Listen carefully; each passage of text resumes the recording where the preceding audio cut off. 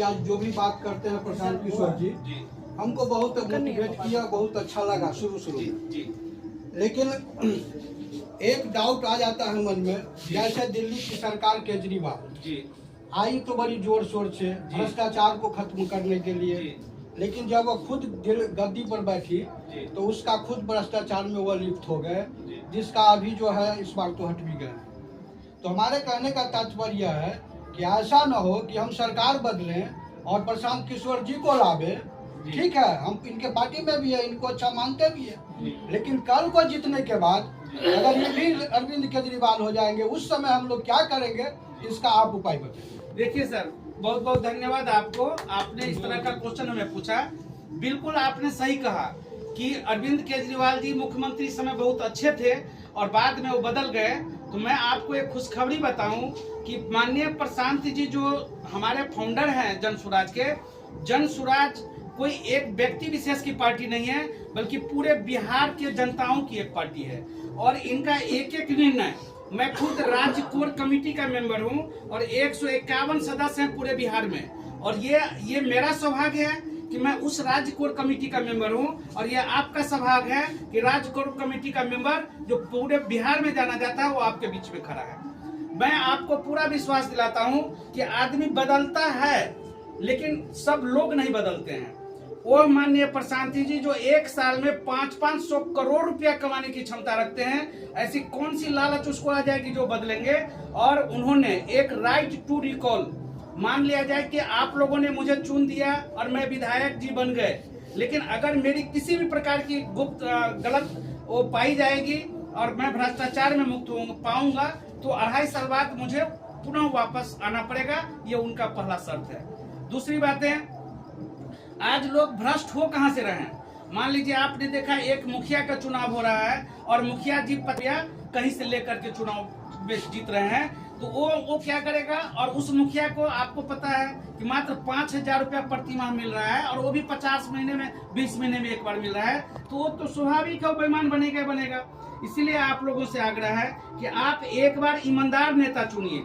अगर आज मैं आपके बीच बोलने आया हूं तो आप उस दिन को याद कीजिए कि आज से 10 साल पहले जब मेरा इस राजनीतिक से कोई सरोकार नहीं था, उस समय भी मैं आपके दरवाजे पर आकर के स्वास्थ्य की फ्री चेकअप किया हूँ। तो माननीय वकील साहब, मैं आग्रह करूंगा कि आप खुद एक एडवोकेट हैं। 2 तरह के एडवोकेट हैं, एक है जनता को लूट करके अपना घर बनाने वाला, और एक वकील जरूर ऐसे होंगे जो मुफ्त में भी सलाह दे देते हैं लोगों को। तो आप एक बार विश्वास कीजिए। हम सिर्फ यह दिखाना चाहते हैं कि प्रशांत जी जब कुछ नहीं है तो भी वो कम से कम 1 लाख लोगों को रोजगार अपनी जेब के पैसे से तनख्वाह दे रहे हैं। तो जब हमें नीतीश की सरकार को हमने देखा, जब हमने लालू जी की सरकार को देखा, तो एक बार आप लोग प्रशांत किशोर जी के भरोसे पे, हम पे यकीन करके, मैं इतना जरूर विश्वास दिलाता हूं कि जब हम जैसे लोग, अगर अच्छे लोग अगर आएंगे या हमारे द्वारा चयनित कोई भी अच्छे लोग जाएंगे, तो अपना अच्छा परफॉर्मेंस दिखाएगा। ये मैं आप लोगों को विश्वास। एक बात प्रशांत किशोर के बारे में सुनते हैं, बहुत पैसा खर्च करते हैं जी, हमारी बात सुनते जी हाँ, कहा जाए सुनते हैं। वो हमारा मोबाइल चार्ज हो गया।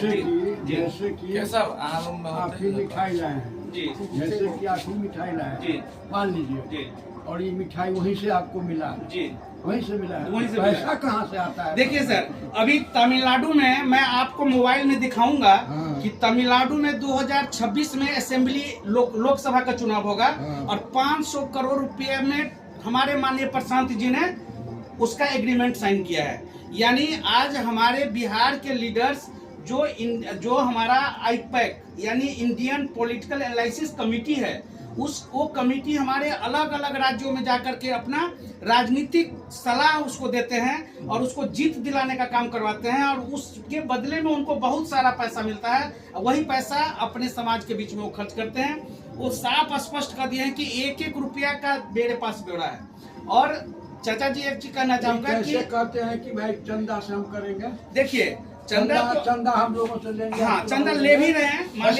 मान लीजिए कि जो भी अभी हम लोग भी 21 हजार रुपया दिए हैं। कहने का अर्थ ये है कि जब बहुत बड़ा विस्तार, जैसा कि आपने सुना होगा, एक समय था कि हम लोगों को दरवाजे पर गाड़ी आती थी लेने के लिए कि जन स्वराज में चलिए, और आज हम लोग एक पूरी बस भर करके जाते हैं।